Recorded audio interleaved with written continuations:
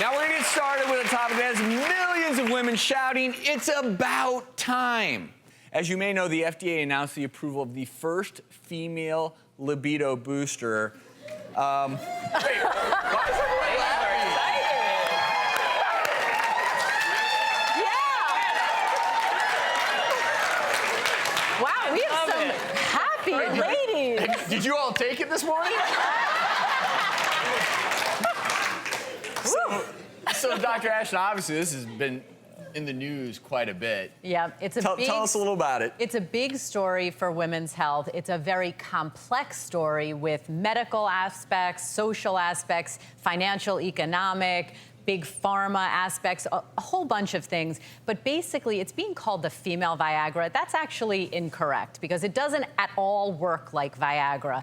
But basically, this is a libido enhancer. It's approved for premenopausal women with low libido, and it works in the brain. So the theory is that it works on these chemical neurotransmitters in the brain, dopamine, serotonin, norepinephrine, and they are important in libido, but they're not the whole picture. So it's not... No, a woman's sex drive is so complicated. Ladies, you notice how you have those ebbs and flows? Sometimes you get up and you're like, you know, I think I like some today. And other days you get up and you're like, you better not touch me.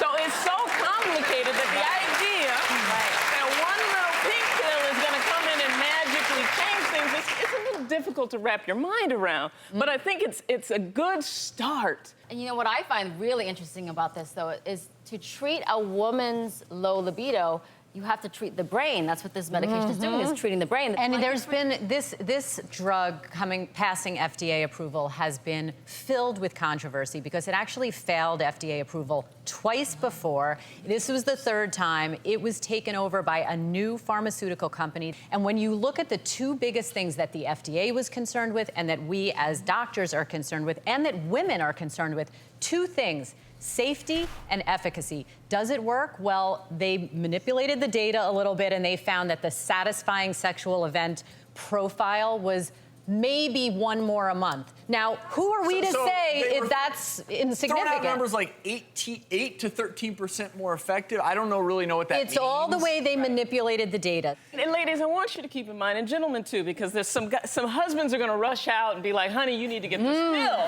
But it doesn't work like Viagra. You know, Viagra is not gonna make a man wanna have sex anymore. Right. So this is where the two are different. The whole idea is you take this pill every day. It's not something you just take the day you want to have it. You have to take it every day. And a lot of women are concerned that taking a psychoactive drug, which was designed originally to treat depression, but they figured out, oh, it works a little bit on the sex drive, taking it every day to just want to have sex one more time a month, you know, is a bit of a stretch for the average person. And where I want to come from the male perspective to plead with males out there, this sexual arousal drug for women that has, you know, marginal efficacy, you're gonna potentially put pressure on your loved one and say, well, you're taking this new pill now, why don't you want to have sex every day? And I think it's very important to understand that's not the way this is gonna work for most women. Not at all. The other thing I want to touch upon is some of the there are side effects that people need to be aware of. 100%. So what they found is around 10% of women taking this drug experience dizziness, fainting. It has a major interaction potential with alcohol. Now, this isn't to say that it won't be effective in some women because all drugs have side effects, but gender inequality in medicine is a huge problem. Viagra, ED drugs came onto the market about 17 years ago. Why did we have to wait almost 2 decades to have an option?